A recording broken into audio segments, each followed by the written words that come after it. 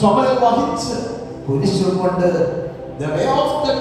അല്ലെങ്കിൽ കുരിശിന്റെ വഴിയിൽ 3 പ്രാവശ്യം കുരിശുമായി നിലം പൊത്തിയത് എന്തിനാ?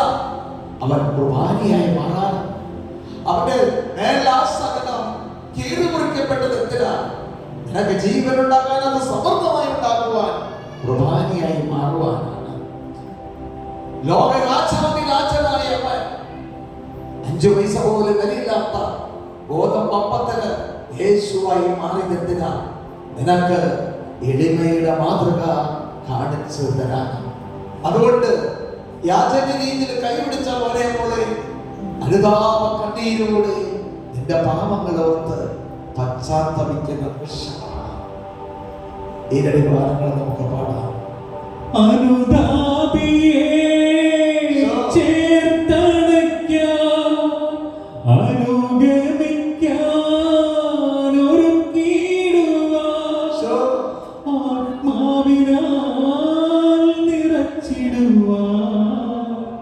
സ്നേഹനാഥൻ നമ്മെ വിളിച്ചിടുന്നു.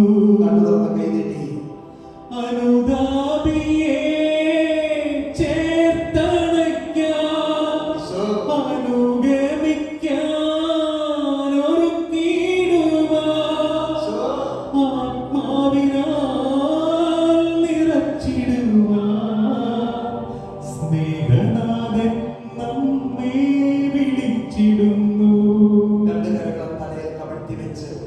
പരിശുദ്ധ കുർബാനയുടെ മുൻപിൽ എളിമപ്പെട്ട് വലിയ പ്രത്യാശയോടെ നമുക്ക് തമ്പുരാന്റെ മുമ്പിലായിരിക്കാം. മോനെ മോളെ, ഈശോ ഈ നിമിഷം നിന്റെ കണ്ണുനീർ തുടയ്ക്കുന്ന ദർശനമാണ് തരുന്നത്. ഈശോ പറയുകയാണ്, നീ വേദനിക്കണ്ട, നീ വിഷമിക്കണ്ട. പരിശുദ്ധ കുർബാനയിലേക്ക് നോക്കാൻ, അവിടുന്ന് നിന്നെ രക്ഷപ്പെടുത്തുവാനായിട്ട് സാധിക്കുമെന്ന് ഞാൻ കർത്താവാണെന്നറിയാനാണ് ഈശോ പറയുന്നത്. എന്തിനാ മക്കളെ അങ്ങനെ പറയുന്നേ? എൻ്റെ ഇതുവരെയുള്ള കാലഘട്ടം, ആ ജീവിത കാലഘട്ടത്തിൽ എവിടെയൊക്കെയോ വിശ്വാസം നഷ്ടപ്പെട്ടു പോയിട്ടുണ്ട്, എവിടെയൊക്കെയോ പ്രത്യാശകൾ നഷ്ടപ്പെട്ടു പോയിട്ടുണ്ട്. ഒരു വ്യക്തിയെ ജീവിതം, തെറ്റായ ബോധ്യങ്ങൾ, തെറ്റായ സംസാരങ്ങൾ, തെറ്റായ ഹൃദയ വിചാരങ്ങൾ, തെറ്റായ സ്നേഹബന്ധങ്ങൾ എല്ലാം നഷ്ടപ്പെട്ട് ദൂർത്തപുത്രൻ തിരിച്ചു വന്ന് സൗഭാഗ്യങ്ങളുണ്ടായി, സമ്പത്തുണ്ടായി, അപ്പനുണ്ടായി, മാതാപിതാക്കൾ, സഹോദരങ്ങളെല്ലാം ഉണ്ടായി. എന്നെ കേൾക്കുന്ന മോനെ മോളെ, നീ ഒരു ദൂർത്തപുത്രന്റെ സ്വഭാവമുള്ളവളാണോ, ഉള്ളവനാണോ, ഉള്ള അപ്പനാണോ, ഉള്ള അമ്മയാണോ, ഉള്ള കുഞ്ഞുങ്ങളാണോ? എല്ലാം ഉണ്ട്, എല്ലാം തന്നത് ദൈവം. നിനക്ക് എന്തിന്റെ കുറവുണ്ടായിട്ടാണ്? നിനക്ക് എന്തിന്റെ കുറവുണ്ടായിട്ടാണ്? നിനക്ക് എന്തിന്റെ കുറവുണ്ടായിട്ടാണ്? നിനക്ക് എന്തിന്റെ കുറവുണ്ടായിട്ടാണ്? എല്ലാം ഉപേക്ഷിച്ച് പാപത്തിന്റെ ചെളിക്കൂമ്പാരത്തിലെ പന്നികൾ കടന്നു മറഞ്ഞ ചെളി പറ്റുന്ന ശരീരത്തെ പോലെ എന്നെ കേൾക്കുന്ന മോനെ മോളെ, നീ എന്തിന് അഴുക്ക് ചാലിൽ, പാപത്തിന്റെ അഴുക്ക് മുട്ടിൽ എന്തിന് മറഞ്ഞു തിരിഞ്ഞക്കണം? അവരെന്തിനാ കണ്ണീരൊഴുക്കിയത്? എന്തിനാണ് വിലാപ്പണം തകർത്തത്? എന്തിനാണ് കൈകളിലാണ് അടിക്കപ്പെട്ടത്? എന്തിനാണ് കൂട്ടുകാർ തകർക്കപ്പെട്ടത്? എന്തിനാണ് പാദങ്ങൾ ആണിയടിക്കപ്പെട്ടത്? ചിന്തകൾ കൊണ്ട് പാപം ചെയ്യാതിരിക്കുവാൻ, ഹൃദയത്തിൽ അശുദ്ധമായ സ്വഭാവം, ചിന്തകൾ, സ്നേഹം, ബന്ധങ്ങൾ സ്വീകരിക്കാതിരിക്കാൻ, കൈകൾ കൊണ്ട് പാപം ചെയ്യാതിരിക്കാൻ, കൂട്ടുകാർ തകർക്കപ്പെട്ടു അഹങ്കരിക്കാതിരിക്കാൻ, 1-ാം പ്രമാണം ലംഘിച്ച് പോകാതിരിക്കാൻ. നീ ഒരു ക്രിസ്തുവിന്റെ അനുയായിയാണെങ്കിൽ, നീ ഒരു ക്രിസ്തുവിന്റെ അനുയായിയാണെങ്കിൽ, നീ ഒരു ക്രിസ്തുവിന്റെ അനുയായിയാണെങ്കിൽ, നീ ഒരു ക്രിസ്തുവിന്റെ അനുയായിയാണെങ്കിൽ, നിന്നെ വിളിച്ചവൻ പരിശുദ്ധനാണ്. നീയും പരിശുദ്ധനാകണം. എന്നാൽ ക്രിസ്തുവിനെ വിട്ട് അപ്പന്റെ വസതിയിൽ സമ്പത്തുണ്ട്, സ്വത്തുണ്ട്, സ്നേഹമുണ്ട്, ആഹ്ലാദമുണ്ട്. എന്നാ അകലെ ദേശത്തേക്ക് അപ്പന്റെ സ്വത്ത് വാങ്ങി. എന്നാൽ ഈ സ്വത്ത് അപ്പൻ കൊടുത്ത പരിശുദ്ധാത്മാവിനെ കൊണ്ടുപോയി അത് വേശികൾക്കും വ്യാപാരങ്ങൾക്കും കള്ളച്ചൂതാട്ടത്തിനും കൊടുത്ത് പണമെല്ലാം നഷ്ടപ്പെട്ട് പന്നികളെ നോക്കുന്ന പണി. പക്ഷെ പന്നിക്ക് കൊടുക്കണം തവിട് പോലും കിട്ടാതെ വന്നപ്പോ അവൻ ചിന്തിച്ചു. അവൻ അവിടെ കിടന്നുകൊണ്ട് ചിന്തിച്ചു, എന്റെ അപ്പന്റെ വസതിയിൽ എത്രയോ ദാസന്മാർ സുഭിക്ഷമായി കഴിയുന്നു. എന്നെ കേൾക്കുന്ന മോളെ, നിന്റെ സമ്പത്ത് എല്ലാം നഷ്ടപ്പെട്ടിട്ട് വേണോ നീ ക്രിസ്തുവിനെ സ്വീകരിക്കാൻ? നിന്റെ അപ്പൻ, അമ്മ, മക്കൾ, സഹോദര സഹോദരിമാർ നഷ്ടപ്പെട്ടിട്ട് വേണോ നീ ക്രിസ്തുവിന്റെ വഴി സ്വീകരിക്കാൻ? എല്ലാം നഷ്ടപ്പെട്ട് കഴിഞ്ഞപ്പോ ക്രിസ്തുവിലേക്ക് കടന്നു വരാം. എന്തിന് നിന്നെ വിളിച്ചവൻ പരിശുദ്ധനല്ലേ? ആ പരിശുദ്ധനായി നിനക്ക് മാറിക്കൂടെ?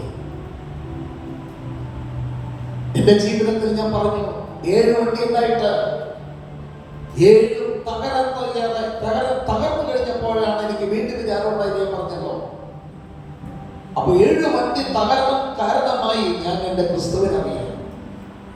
എന്റെ അനിയൻ നാളെ വരുന്നതിനല്ല, അതിന് താഴെയുള്ളവൻ 8 ലക്ഷം രൂപ 25 കൊല്ലം മുമ്പ് ഒരു ബിസിനസ്സിൽ നഷ്ടപ്പെടുത്തിയത് കൊണ്ടാണ് അവൻ ക്രിസ്തുവിനെ അറിഞ്ഞത്. അങ്ങനെയെങ്കിൽ കോടികൾ നഷ്ടപ്പെടുത്തിയിട്ട് വേണോ മോളെ ഈ ക്രിസ്തുവിനറിയാം? ക്രിസ്തു അല്ലാതെ ആരുണ്ട് രക്ഷ പ്രാപിക്കാൻ, സ്വർഗം തരാൻ? യേശു അല്ലാതെ ആരുണ്ട്? ഞാനാണ് വഴി, ഞാനാണ് സത്യം, ഞാൻ മാത്രമാണ് ജീവൻ. മരിച്ച് സ്വർഗത്തിലേക്ക് ഉള്ള എൻട്രി പാസ്, ഒരു പാസ് കിട്ടണമെങ്കിൽ ക്രിസ്തു വിചാരിക്കാൻ നടക്കില്ല. എല്ലാവർക്കും എല്ലാം സാധിച്ചേക്കാം, പക്ഷേ ക്രിസ്തുവാണ് സ്വർഗത്തിലേക്കുള്ള വാതിലുകൾ തുറക്കപ്പെടുന്നത്. ക്രിസ്തു അവനെ കൂടാതെ ഒന്നും ചെയ്യാൻ സാധ്യമല്ല. അവൻ പറഞ്ഞില്ലേ, എന്നെ കൂടാതെ നിങ്ങൾക്ക് ആർക്കും ഒന്നും ചെയ്യാൻ സാധ്യമല്ല. നമുക്ക് അല്പസമയം കസേരയിൽ കയറി ഇരിക്കുക, മുട്ടുകുത്തുക. നമുക്ക് ശാന്തമായിട്ടുള്ള പാട്ടുകൾ പാടി കണ്ണീരൊഴുകി നീ ചെയ്തു പോയ എല്ലാ പാപങ്ങളും, ഇന്ന് കേട്ട 1-ാം പ്രമാണം മുതൽ 10 വരെയുള്ള പാപങ്ങൾ ഓർത്ത് പശ്ചാത്തപിച്ച് അനുതാപ കണ്ണീർ ഈ ദേവാലയത്തിൽ നമുക്കത് വേണ്ടാം പാടി പ്രാർത്ഥിക്കുക.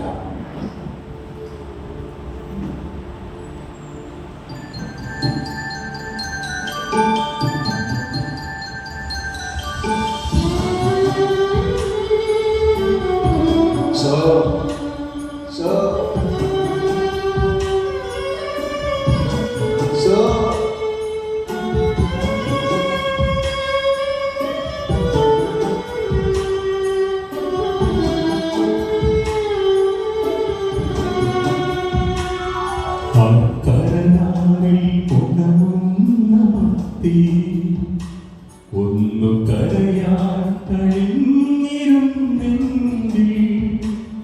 തിരുഹൃദയ കാരുണ്യത്തണലിൽ ഒന്നു മയങ്ങാൻ കഴിഞ്ഞിരുന്നെങ്കിൽ കാൽവരിനാഥ കരുണാമയ കനിയേണമേ സ്നേഹനാഥ കാൽവരിനാഥ കരുണാമയ കനിയേണമേ സ്നേഹനാഥ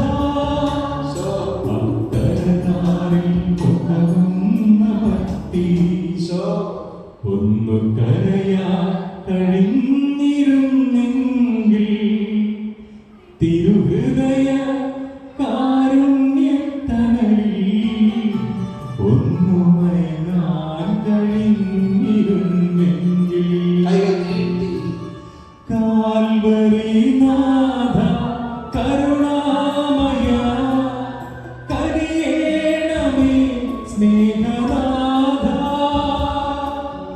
കാൽവരി നാഥ കരുണാമയ കനിയേണമേ സ്നേഹനാഥ. ശാന്തമായി പരിശുദ്ധ കുർബാനയിലേക്ക് നോക്കി നീ ചെയ്തു പോയ എല്ലാ പാവങ്ങളും മനസ്സിലേക്ക് കൊണ്ടുവന്ന് കർത്താവിന് സമർപ്പിക്കാം. ഇല്ല കർത്താവേ, ഇനി എൻ്റെ ജീവിതത്തിൽ ഇതുപോലെയുള്ള പാവങ്ങൾ ഒന്നും ഞാൻ ചെയ്യില്ല. ഈശോയെ, പാവിയാണ് കർത്താവേ, രോഗിയാണ് കർത്താവേ, തകർന്നവനാണ് കർത്താവേ, എല്ലാം നഷ്ടപ്പെട്ടവനാണ് കർത്താവേ. കൂട്ടുകാരന്മാര് നല്ല വിദ്യാഭ്യാസത്തിൽ യോഗ്യതരായി മാറിയിരിക്കുമ്പോൾ, ജോലി തേടി നല്ല സ്ഥലങ്ങൾ തേടി പോയപ്പോ എനിക്കെല്ലാം കഴിവുണ്ട്. പക്ഷേ യേശുവേ, എന്റെ മേലൊന്ന് കണ്ണുകൾ തുറക്കണം യേശുവേ, എന്റെ മേലൊന്ന് നിന്റെ അടിപ്പെടുത്തുന്ന കരുന്ന് നീട്ടണേ കർത്താവേ. എനിക്ക് വേണ്ടി ഉള്ള കയ്യിൽ അടിക്കപ്പെട്ട കർത്താവേ, എന്നെ സ്പർശിക്കണേ കർത്താവേ.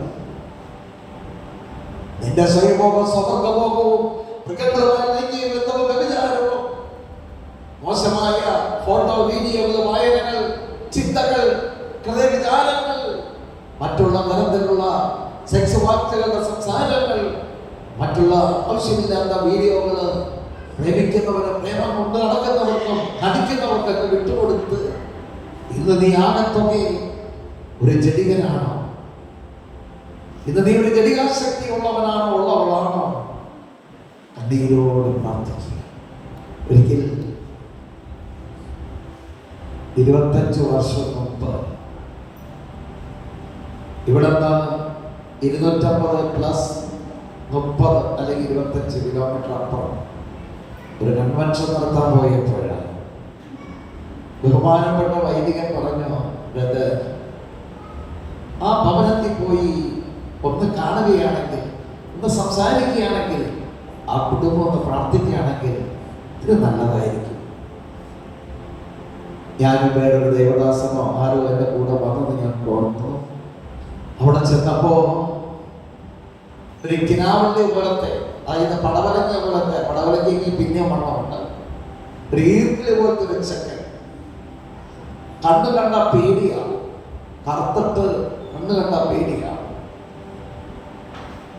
ഒരു കുഞ്ഞ് വയറ്റിലുള്ള ഒരു കുഞ്ഞ് പുറത്തുണ്ട്. ഭാര്യയായിട്ട് ഇങ്ങനെ സംസാരിച്ചൊക്കെ ഇരിക്കുകയായിരുന്നു. പ്രാർത്ഥിക്കാൻ വന്നതാണ്. ഞങ്ങളിവിടെ കൺവെൻഷൻ നടത്തുന്ന ബ്രദർമാരെന്ന് പറഞ്ഞപ്പോൾ അവൻ എഴുന്നേറ്റ് പോകാൻ പോവുകയാണ്. അവിടെ എത്തി ദൈവം നടത്തിയ അത്ഭുതങ്ങളും അടയാളങ്ങളും ഒപ്പം അവന്റെ കുരിശു മരണത്തെ കുറിച്ച് പറയാൻ തുടങ്ങിയപ്പോൾ ദൈവത്തിന്റെ വചനത്തിന്റെ ശക്തിയാ അവന് ഒരു അനുതാപം കിട്ടി. അങ്ങനെ പ്രാർത്ഥിച്ചു കൊടുത്തപ്പോൾ അവനൊരു വിടുതൽ കിട്ടിയപ്പോൾ, പിന്നീട് കുമ്പസാരിക്കാൻ പറഞ്ഞപ്പോൾ കുമ്പസാരിക്കാൻ താല്പര്യമില്ല നിൽക്കുമ്പോൾ, എനിക്കറിയില്ല പോലെ പരിശോധിച്ചറിയുന്ന ദൈവമാണ് നിന്റെ ഹൃദയം വസിക്കുന്നവർ. അവൻ തന്നെയാണ് അപ്പത്തിന്റെ രൂപത്തിൽ വന്നിരിക്കുന്നവൻ. അപ്പത്തിന്റെ രൂപത്തിൽ വന്നിരിക്കുന്നവനാണ് ആ കർത്താവ്. അവനോട് എന്നിലൂടെ സംസാരിക്കാൻ തുടങ്ങി. കിഴക്ക് പടിഞ്ഞാറ് കിടക്കുന്ന കട്ടില്, വെള്ളങ്ങൾ ഷീറ്റിന്മേൽ നീലപ്പൂക്കളം, നീ ഒരു വണ്ണം കുറഞ്ഞ വെളുത്തിട്ട് പൊക്കമുള്ള ഒരു സ്ത്രീയുമായി പാപം ചെയ്തു. ആ സ്ത്രീ ചിരിക്കുമ്പോൾ നുണക്കുഴിയുള്ള സ്ത്രീയും കൂടിയാണ്. എന്തൊക്കെ അടയാളങ്ങളാണ് മക്കളെ! കിഴക്ക് പടിഞ്ഞാറ് കിടക്കുന്ന കട്ടിൽ വെള്ള ബെഡ്ഷീറ്റിൽ നീലപ്പൂക്കൾ, വെളുത്ത സ്ത്രീ ചിരിക്കുമ്പോൾ നവക്കുഴി. അവിടെയുള്ളവരൊക്കെ കളർ കുറഞ്ഞവരൊക്കെയാണ്. എന്നെ കേൾക്കുന്ന മോനെ, അവൻ അവന്റെ വചനത്തിൽ എഴുതി തന്നിരിക്കുകയാണ്. നീ നിന്റെ സ്വകാര്യ റൂമിൽ ഇരുന്ന ചെവിടിൽ മന്ത്രിച്ച് പുരമകളിൽ പ്രഘോഷിക്കപ്പെടോ. ഒരിക്കൽ പോലും കാണാത്ത ഒരു ദൈവദാസനിലൂടെ ദൈവം അവനെ ഉപയോഗിച്ചുകൊണ്ട് അവന്റെ ഭവനത്തിലേക്ക്, സഖ്യവാസന്റെ ഭവനത്തിലേക്ക് ക്രിസ്തു കടന്നിരുന്നുകൊണ്ട് അവൻ പറഞ്ഞതുപോലെ ഒരു ദൈവദാസനിലൂടെ അല്ലെങ്കിൽ ഭാവിയായ എന്നിലൂടെ ഈശോ സംസാരിക്കുകയാണ്. അവൻ പറഞ്ഞു, അവന്റെ ചേട്ടന്റെ ഭാര്യയാണ്. അമ്മയെ പോലെ സ്നേഹിക്കേണ്ട ചേർത്തി അമ്മ പാപത്തിനടിമയാക്കി. ബ്രദർ ആര് പറഞ്ഞു? എനിക്കും ആ സ്ത്രീക്കല്ലാതെ വേറെ ആർക്കും അറിയില്ലല്ലോ. അവിടെ തെറ്റുപറ്റി. നിന്റെ നയനങ്ങൾ, നിന്റെ ഹൃദയവിചാരങ്ങൾ, നിന്റെ പ്രവർത്തികൾ, നിന്റെ സംഭാഷണങ്ങൾ, നിന്റെ കണ്ണുകൾ, നോട്ടുകൾ, നിന്റെ കാതുകളുടെ ശ്രവണം കർത്താവ് കണ്ടുകൊണ്ടിരിക്കുന്നു. അനുതാപ കണ്ണീരോടെ നമുക്ക് പാടി പ്രാർത്ഥിക്കാം.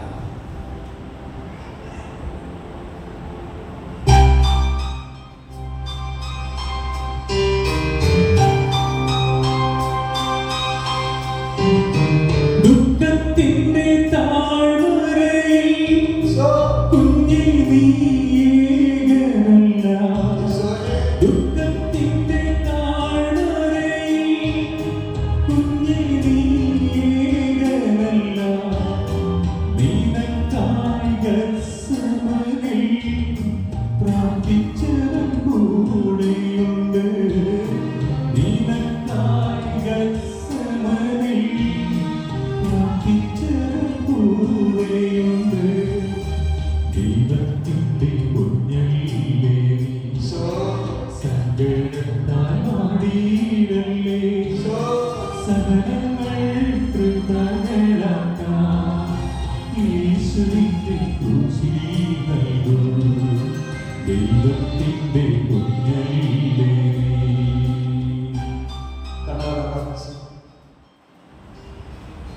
മോളെ, ഒരുപക്ഷെ നീ സ്വപ്നം കണ്ടുകൊണ്ടിരിക്കുന്ന, നിങ്ങൾ തമ്മിൽ കല്യാണം നടത്താൻ തീരുമാനിച്ച് ഉറപ്പിച്ച പുരുഷനോ സ്ത്രീയോ ആയിരിക്കാം. പ്രേമമാണെന്ന് ചിന്തിച്ചിട്ടുണ്ടാവാം, നീ പ്രേമമാണെന്ന് സംസാരിച്ചിട്ടുണ്ടാവാം, പ്രവർത്തിച്ചിട്ടുണ്ടാവാം, തീരുമാനിച്ചിട്ടുണ്ടാവാം. എങ്ങനെയായിരുന്നാലും വിവാഹത്തിന് മുൻപ് ഏതൊരു വ്യഭിചാരമെന്ന പാപവും അത് പാപം തന്നെയാണ്. ചില പ്രവണതകളുണ്ട് ഈ കാലഘട്ടത്തിൽ. സ്വന്തം അവയവങ്ങൾ കാമുകന് അല്ലെങ്കിൽ കാമുകിക്ക് ഫോട്ടോ എടുത്ത് അയക്കുന്നവരെ പ്രവണതകളാണ്. അല്ലെങ്കിൽ മറ്റുള്ളവരുടെ അവയവങ്ങൾ വീഡിയോ അങ്ങനെ സെറ്റ് ചെയ്യുന്നവരെ പ്രവർത്തനം. ഇതെല്ലാം അനേകായിരങ്ങളുടെ ഷെയറിങ്ങിലൂടെ വരുന്ന കാര്യങ്ങളാണ്. മോനെ അവിടെയൊക്കെ നിനക്ക് മോനായാലും മോളായാലും ഒരു തെറ്റ് പറ്റുന്നുണ്ട്.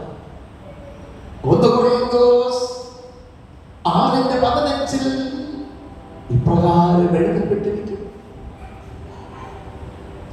നിന്റെ അവയവങ്ങൾ ക്രിസ്തുവിന്റെ അവയവങ്ങളാണ്. നിങ്ങൾക്ക് അറിഞ്ഞുകൂടെ? നിന്റെ അവയവങ്ങൾ ക്രിസ്തുവിന്റെ അവയവങ്ങളാണ്. നിങ്ങൾക്ക് അറിഞ്ഞുകൂടെ? അത് ദേശീയ അവയവങ്ങളാക്കാമെന്നോ ഒരിക്കലും പാടില്ല. അങ്ങനെയെങ്കിൽ നിന്റെ കണ്ണ്, നിന്റെ ചിന്ത, നിന്റെ കൈകൾ, നിന്റെ അവയവങ്ങൾ അത് ക്രിസ്തുവിന്റേതല്ലേ?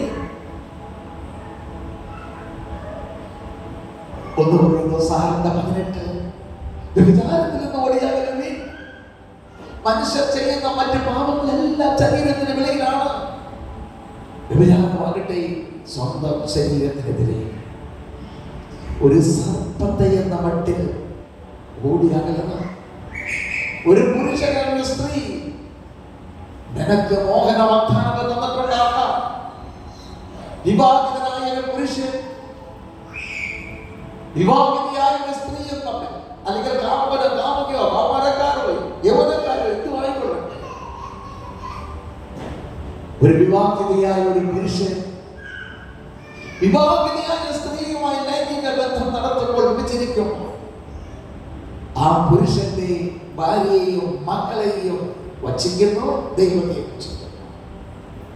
അതുപോലെ തന്നെ ആ സ്ത്രീയുടെയും അതുപോലെ തന്നെ നമുക്ക് വിശുദ്ധിയിലേക്ക് കടന്നില്ലേ.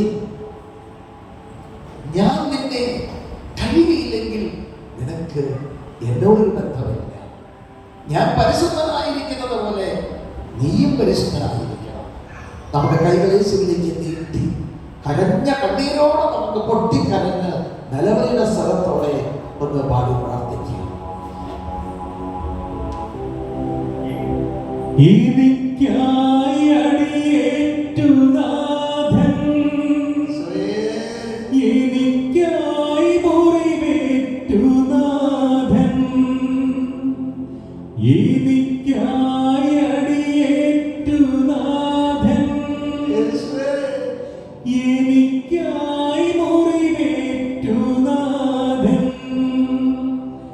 എന്റെ രോഗവും എന്റെ പാപവും ചുമലിലേറ്റി നാഥൻ, ചുമലിലേറ്റി നാഥൻ, എന്റെ രോഗവും എന്റെ പാപവും ചുമലിലേറ്റി നാഥൻ,